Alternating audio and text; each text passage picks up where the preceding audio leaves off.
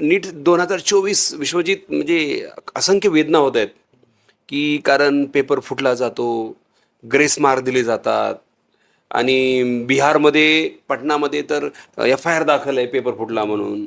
आणि grace mark काही-काही मुलांना 68 मार्क ग्रेस आहेत, 60 मार्क ग्रेस आहेत.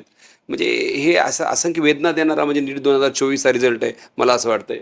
हो. One nation one exam government सांगतं, शासन वन नेशन वन एक्झाम म्हणतंय. वन नेशन वन पेपर फोडायचा का मग? हे काय एक्झाम? बापरे. आमच्या महाराष्ट्रात सीईटी एक्झाम होती विश्वजित. मी 18 वर्ष शिकवलो, एकदाही पेपर फुटला नाही. आमचं महाराष्ट्र प्युअर आहे. हो. बिहार युपी कामच आहे. तेच काम विश्वजित जसं करतात. मी ट्युशन घेतो 18-18 तास, केमिस्ट्रीसाठी वेळ देतो, माझ्या क्लास करिअरसाठी वेळ देतो, तसं काही लोकांचं ते करिअरच ते झालंय.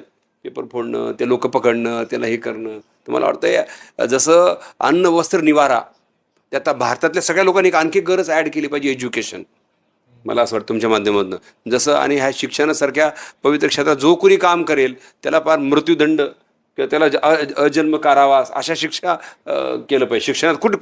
कुठलाही पेपर जर फुटला तर. कारण काही काही पालक स्वतःला विकून, स्वतःचं जीवन विकून, स्वतःचं स्वप्न विकून, स्वतःचं घरदार विकून लेकराला शिकवतात, एवढा खर्च करतात आणि शेवटी अशा गोष्टीमुळं